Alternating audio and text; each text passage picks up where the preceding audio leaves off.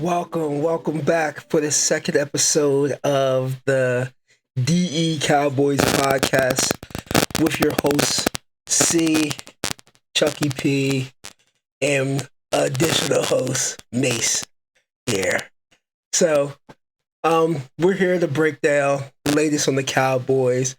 Like I said, we wouldn't be back the previous week. There was no games, but we're coming back after the Cowboys game. And it's actually September 7th, so the start of the NFL week 1. So, well, not technically because week 1 was on Thursday for the Cowboys-Eagles game. And then Friday also, Chiefs-Chargers game, which was kind of a snore.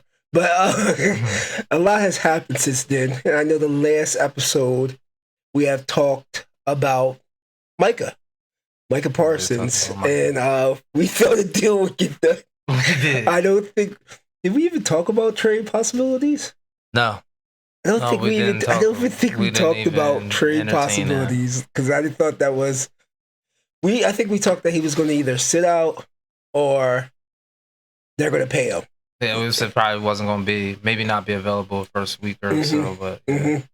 But Micah was traded, and the trade composition was for Kenny Clark and 2 first-round picks. Let's go. Some were in favor for the trade. And I'm not saying I wasn't in favor for the trade. I just think that when you have a player like that, but then I also look at the totality of the team all together right now. And I don't know if those picks will be Micah Parsons. It's kind of hard to have a pick be Micah Parsons. We didn't think Micah Parsons would be Micah Parsons. No. But I think it can help the team as long as we don't draft defense. As long as we don't draft defense. I will have to agree with that. Because I think that the defensive picks, unless it's Caleb Downs, this is my vote. If anyone in the Cowboys organization can hear Caleb Downs. I second that. Unless we can draft him, I don't know. I would go heavy offense and not offensive line, and not running back either. Yeah, so what do you guys think of the trade and how it's going to impact this season and how it's going to be on the outlook for the rest of the season? I mean, for the future seasons. I think I like the trade, probably more than some other people.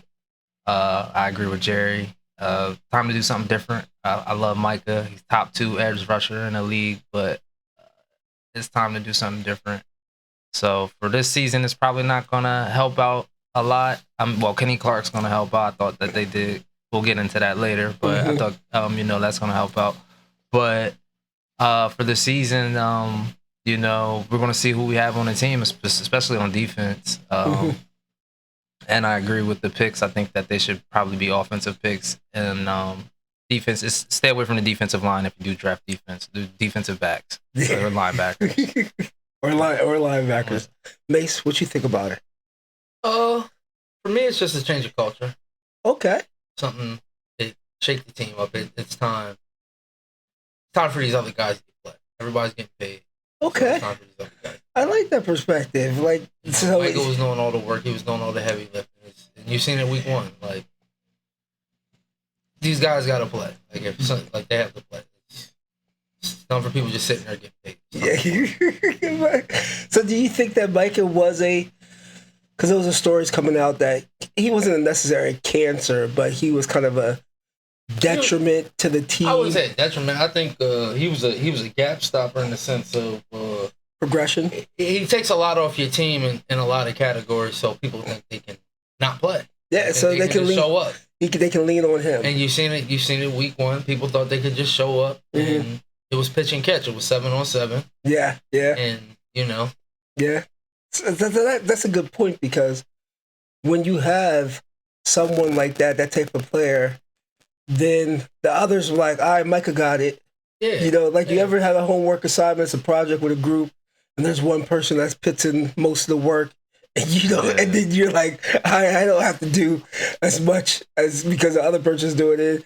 I guess that's how it's looked with Micah, where he doesn't the other defensive ends or anything, or just basically Michael wants cleanups. to do everything. And he does. He does. That's just his nature. He wants to do it. How do you think he's going to be in Green Bay?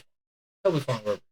You think he's going to show up, Chuck? I think on the field, I think he's going to do his thing, but the locker room thing is an interesting part of it because, like you alluded to, that said that there were potentially some issues, and we kind of seen that with Malik Hooker. Kind of said something about a year ago about Mike in his podcast, so it seems like that may have been a bigger issue than people have let on. So interesting to see that dynamic in Green Bay. Yeah, like if I was playing on the Cowboys and somebody brought this up, so this isn't my take, and they were like, "You're saying the top 10 quarterbacks and you don't list your quarterback in there." That's kind of wild. Yeah, that is wild. Like you can put him at 10. Yeah, you can put him at 10 at least. Like it's not hard to put Dak at 10. We can talk about Dak during this game. Yeah, so you list top 10 quarterbacks and don't put him there. That's kind of even though if that goes, and I don't think Dak is the type to go up to Micah and be like, "Why didn't you put me in there?" Hurt feelings are hurt feelings. Hurt feelings are hurt feelings. You say it or not, hurt feelings are hurt feelings. There's going to be some different type of emotion going on, even if it's not said, it's felt. Yeah, I'm sure he probably looked at the list and said, "I'm better than so and so that you had on the list." I would definitely pick Dak by at least 7, but here and there, we're not going to dwell too much on it. He's no longer a Cowboy, as you know. This is a Cowboys podcast, so let's go into the game. Week 1, a loss, unfortunately. And you guys, we talked about this off air, were a lot more optimistic about that game. And you were like, if we just win that game, I don't care about the rest of the season. Because that's especially with the way the roster's constructed now, it's more, I guess, to your advantage not to win this year, because then you can have those picks actually mean something, at least your pick, So I was not optimistic about the game, but the way they showed up kind of surprised me.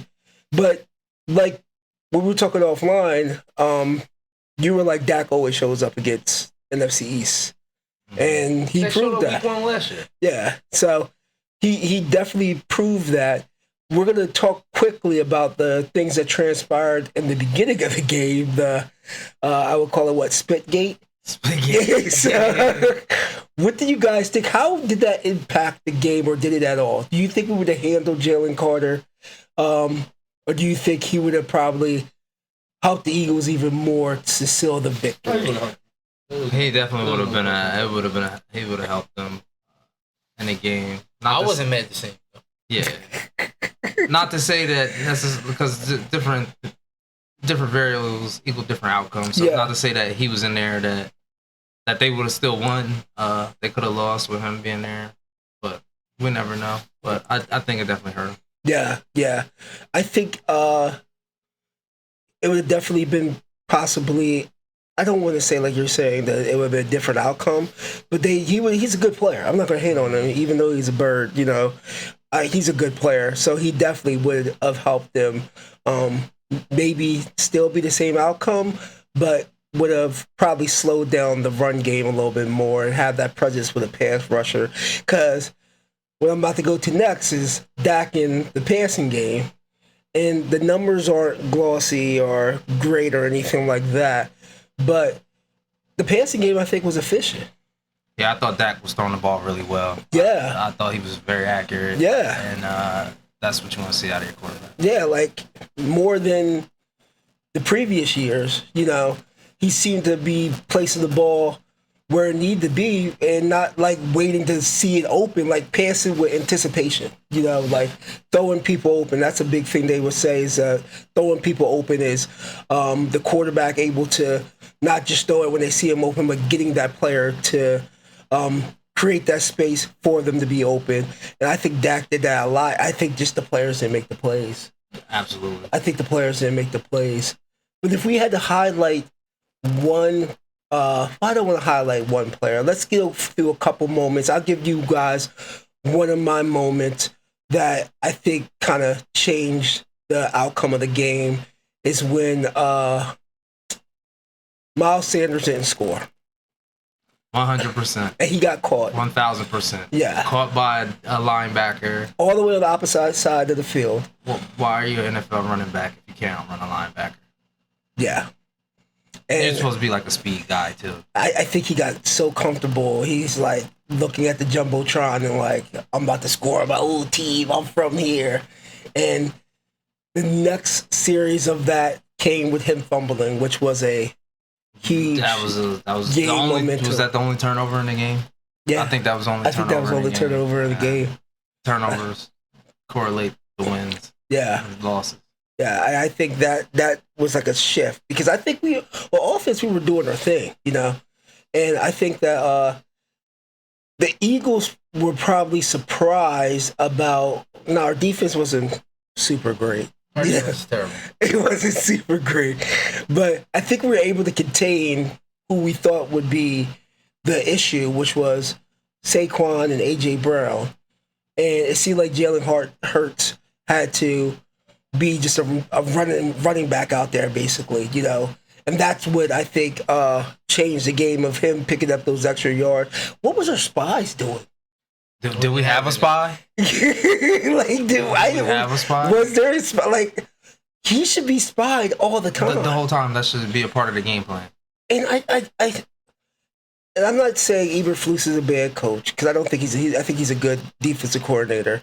I just don't know if because Jalen Hurts, his issues are pressure and when you have someone spying on him. And I don't feel like we did that enough to contain him in the game. So if you don't pressure him, and Micah, that's where Micah came in because he was a pest to him because he's running all day. Yeah. When you don't have that, it then creates opportunities for those run lanes. And once he sees it, like if you don't see his first read or even second, I don't know if he's looking at a second read, but if he doesn't see that, he's going. That's what he does. You know, yeah, he does. That's what he does. So, and as soon as he sees the opening, he's going. So I think that was the way they stayed in the game. Because what was Saquon? Did he average like for the first 10 carries? It was like what? 20 yards or something for the first 10 carries? Yeah, they started to slow him down a little bit. Yeah. But at the beginning, and I'm not going to put it all on Eberflus. Some guys were positioned to make plays, but then Dante Fowler's one guy seen losing contain. Yeah. Kenneth Murray did not have a great game by any means. I have no idea why he played all defensive snaps. Yeah.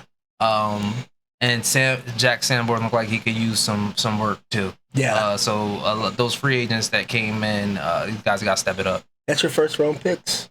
Linebackers, I think. Avril Reese, Ohio State, as you can see. I would take him in the first round. He may be there for you in the second. But I definitely think that the linebackers could have played better. I don't know why Leah Fowle's not getting the playing time. That's something that should be looked at. You know, a young linebacker he may not be instinctual as the vet, so I understand why. Neither is Kenneth Murray. Kenneth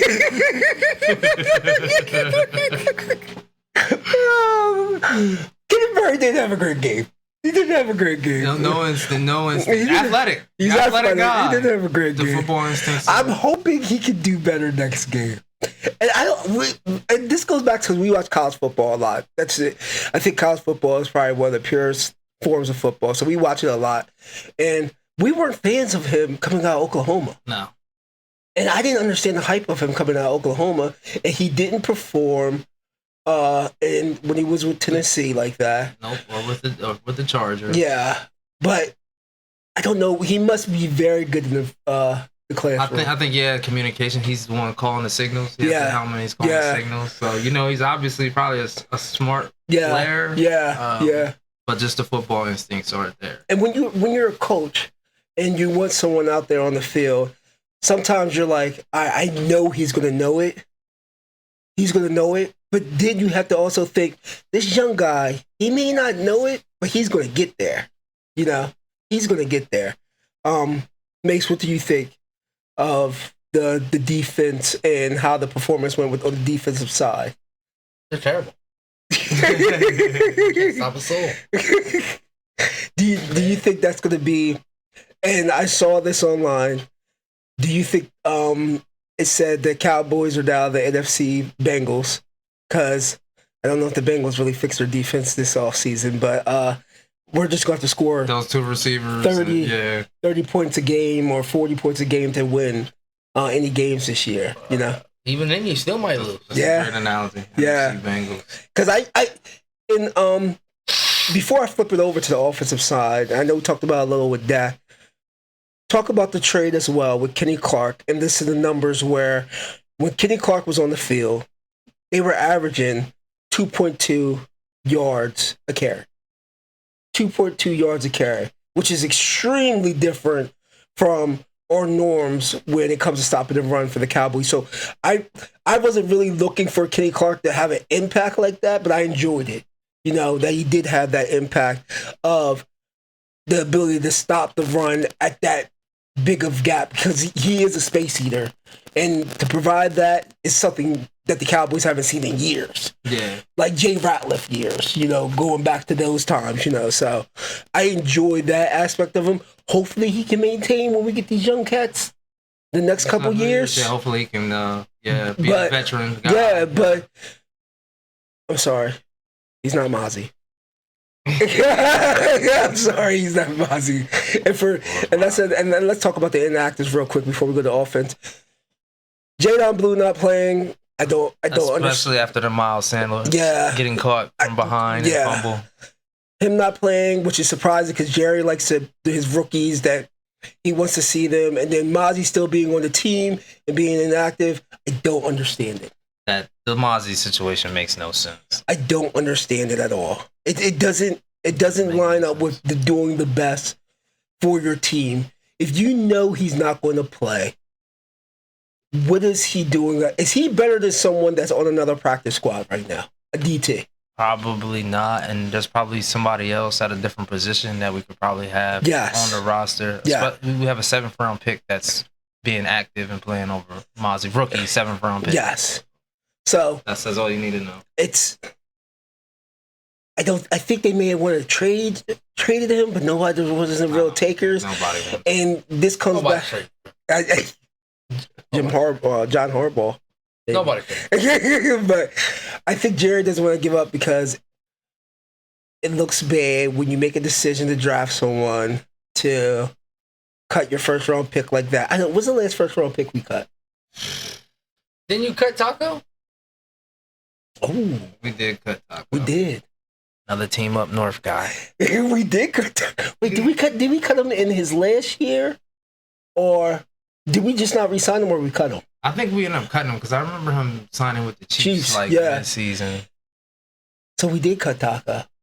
We'll have to cut another team up north person because there's no way you can continue. Can't play? Yeah, there's no way you can continue with him being inactive. He's taking up a spot.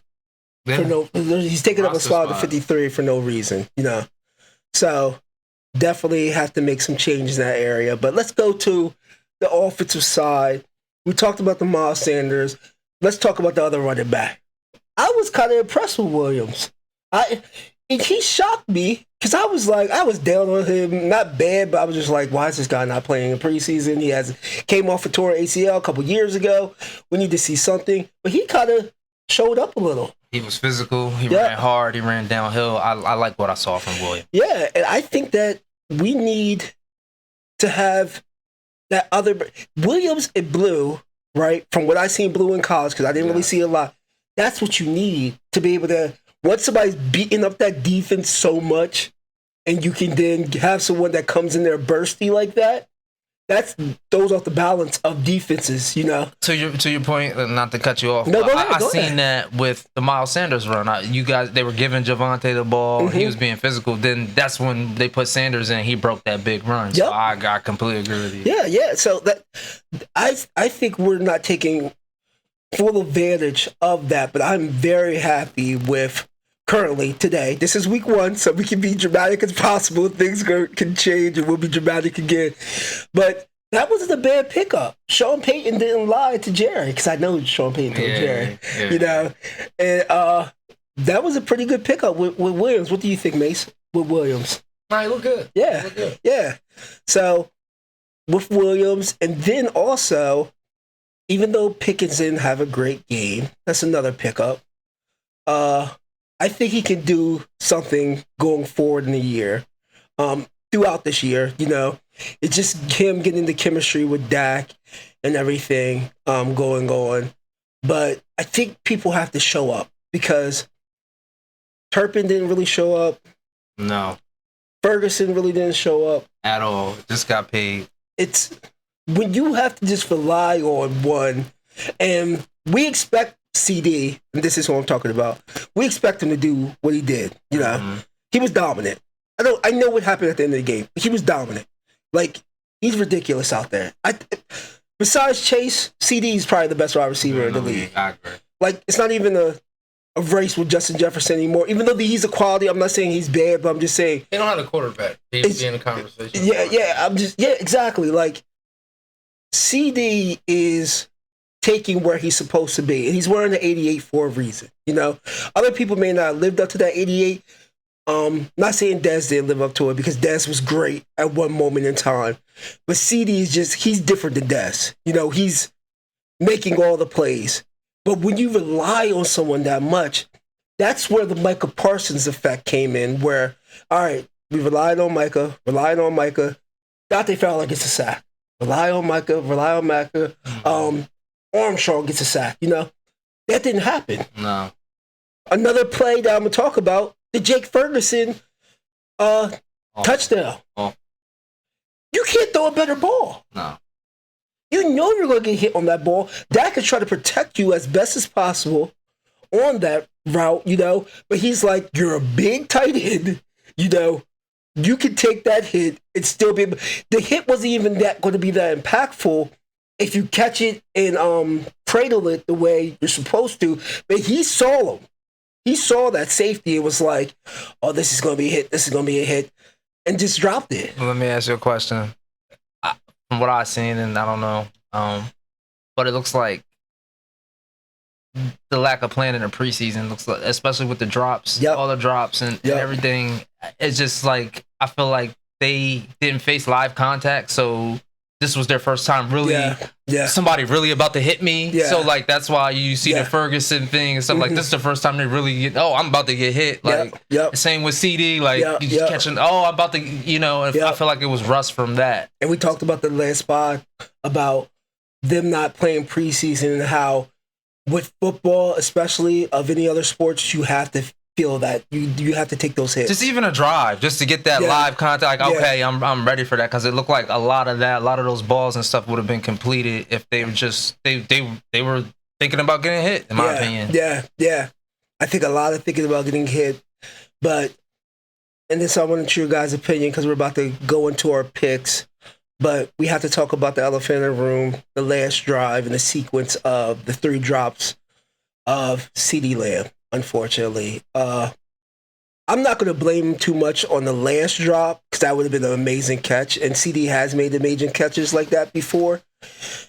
But the slant that hit him right in his. I've seen it again. I've seen that play again. It hit him like right in his hand. It hit him right in his hand. That was pretty bad. That was a big play too. I think that was like a 3rd down.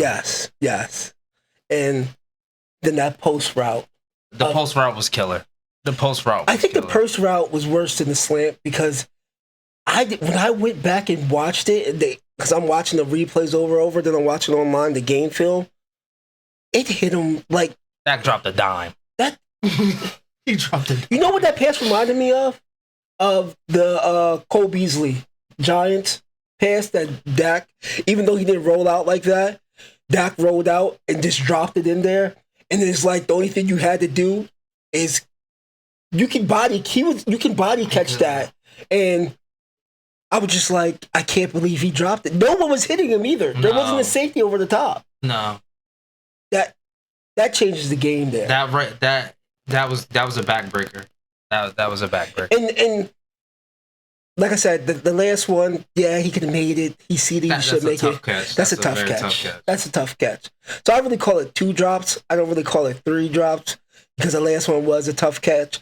And Dak could have went in the middle of the Turpin, which I wouldn't have did that. I would have went to CD too. I would have went to CD. I think he made the right call. Yeah. And I'm not one for calls or nothing like that, but Cooper DeJean was all over. Yeah. CD. Yeah. But you're not gonna get that call in Philly. Not in Philly. Super Bowl night, not in Philly. We were about to ruin their Super Bowl night. Remember we ruined the Giants Super Bowl night? I thought it was gonna be like that. Michael Strahan came back holding up the trophy, retired. Ruined. It was ruined. That was 2012. Ruined. But yeah, so like I said, the outcome, the sequence of plays didn't happen like we wanted them to. Who do they have next week? Right. They have the Giants? Sir. And I hope your predictions doesn't come right about the Giants being good this year, because and we'll see, because we're going to our DE picks next, and Let's go. we will be taking a list of the picks we make and going by to see the year average and who's successful or not. And hopefully my picks, I can't pick against the Cowboys, so you'll never get a pick on here from me, at least, with the Cowboys and what they're going to do, because that's just pressure. I wouldn't bet against Ohio State either, even though they covered. They were minus, what, 50? 55 or something Covered. like that. Good teams covered. Penn State barely covered. Well, they didn't cover because they only won by 30. I think the original line was minus 43. How about Colorado? Delaware giving them a hard time in the first half. It's out there. Oh, so let's go to our picks. So we're going to do 2 games for the early games, which will be at 1. Then 2 games for the afternoon games, which are the 4 o'clock games. We're not going to do the Sunday night or Monday night one. Well, not the first iteration of it. We can possibly do that going forward. So I'll go first on my 2 for the 1 o'clock games. I'm going to go... I just talked about them. I'm going Giants plus 6 against the Commanders.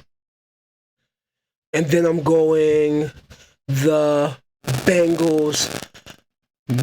This is a tough one for me. The first week is tough because you don't really know what's going. So my first one, like I said, Giants against the Commanders. I'm going to go plus 6. I think that's going to be a pretty good game. I do think the Commanders are going to win, but I don't know if they're going to win by 6. I think it's going to be a lot closer. And then I'm going to go Bengals minus 5 against the Browns. And the only reason I'm doing that is because I trust Burrow and Chase more than I trust Joe Flacco.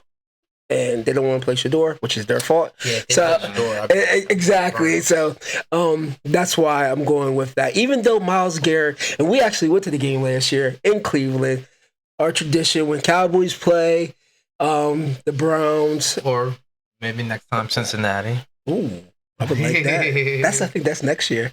In Ohio, because we're Ohio State fans, we do the going up to Ohio State game. If they match, go to Ohio State, then drive to the Cleveland game. And that trips are always amazing. So, but besides that, we're going to go Bengals because I do trust them. But Myles Garrett is a beast, and he can affect every play, similar to Micah Parsons. So those are my first 2 1 o'clock picks. Mace, you want to go? Your first? Oh, yeah, I can go next. Go ahead. For me, I got early game. I'm gonna give me the Commanders -6. Okay. And then my second early game would be I'm gonna go Steelers -3. Yeah. Ooh, I like that. Okay.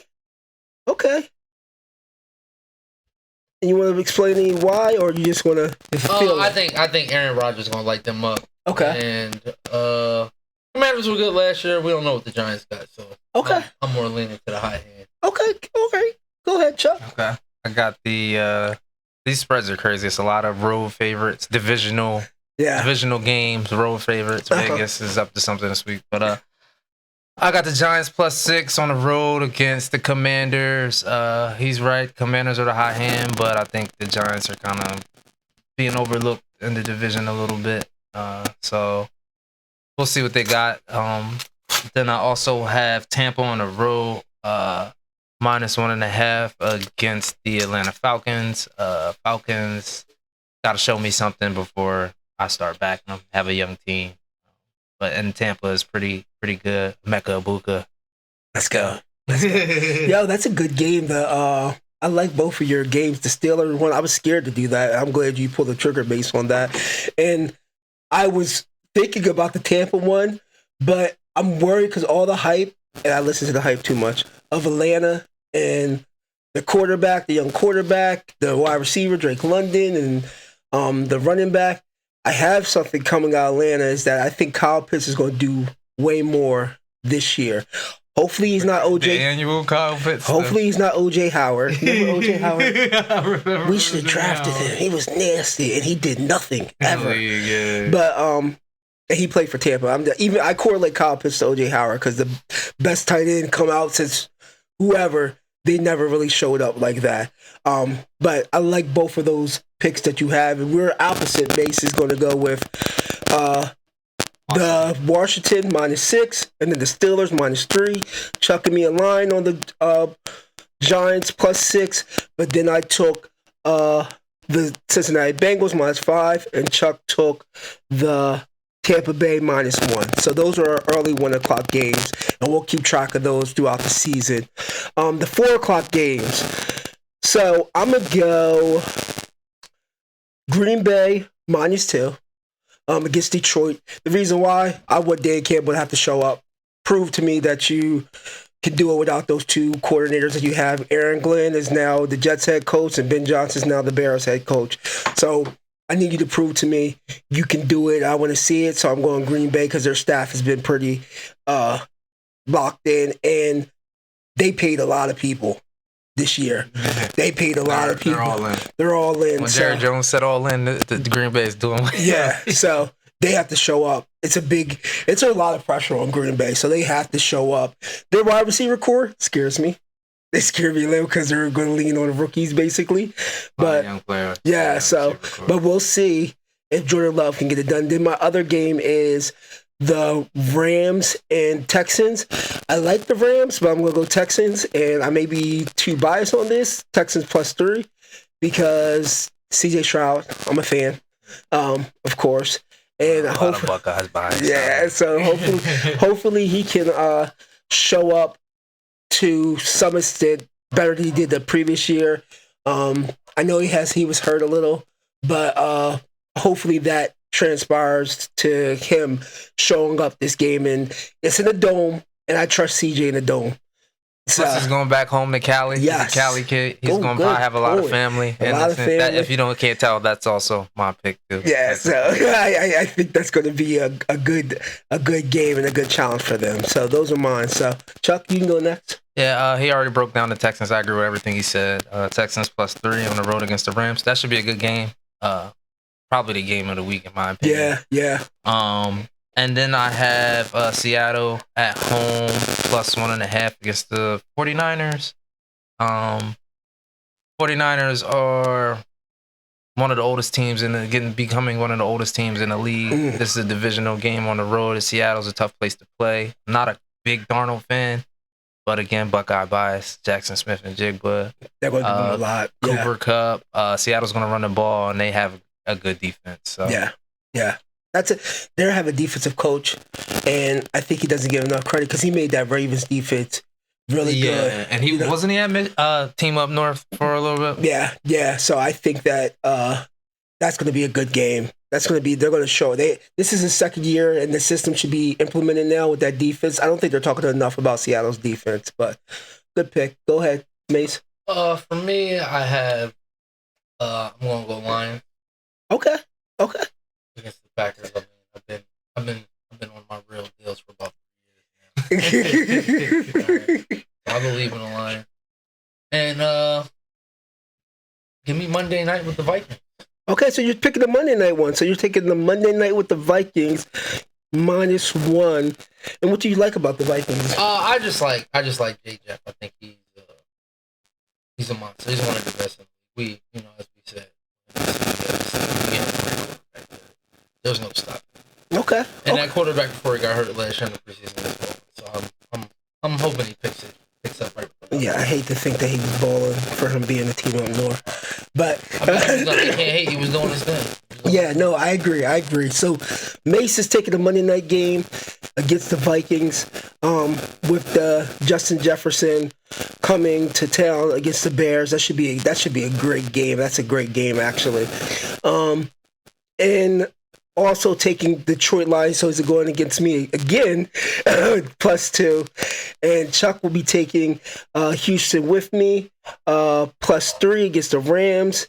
And then taking Seattle, -1. And I'm going with the Packers, -2. And then I'm taking the Texans, like I said, as well on that. But you know what, matter of fact, let's pick the Sunday night game. Why not? I said we weren't, but we're going to go ahead and do it. Let's pick the Sunday night game. We can all have our picks on that. I'm going to be biased because my job, and I travel to this place a lot. And I kind of root for them because that's where most of the people that I work with are. So I'm going to pick the Bills +1. That's going to be a tough game, but hopefully, and I also have Josh Allen on my fantasy, hopefully they can show up and ball out tonight. That environment up there is very tough to play in, but Lamar Jackson is a beast, and that's going to be very tough. So what would you pick with that? I will say I'm going with the Ravens. Okay. Similar situation. People I work with and stuff for Baltimore. Yeah, so it's like we're going against. I'm not going against Lamar. They lost in the playoffs up there last year. They're going to be that's going to be tough. That's a tough game, but I'm not going against Lamar. Yeah. Mace? I gotta go with my man Lamar Jackson. Okay. I've worked in Baltimore the last 8 years of my life. So I'm going to be the solo one on this one and taking the Bills. You two are taking Baltimore. I think it's because you guys don't want grief at work. I'm joking. I don't like Josh Allen. So that will be our Sunday night pick. So we will take Sunday night going forward. We'll do that with our other picks. So anything else, guys, before we wrap it up? Any outlooks or anything? Yeah, so we'll see you again after this week. We'll have our weekly pod. I'm thinking that we'll do it the Sunday or Saturday before so we can give our picks, and then we can go in the outlook and break down the game of the Cowboys. Dad, we can't do that because the Cowboys don't play until Sunday that week, but we can give a break down what we think is going to happen, then follow up the following week. So, yeah. All right. So that's it from us, and we'll see you. The podcast out. Bye.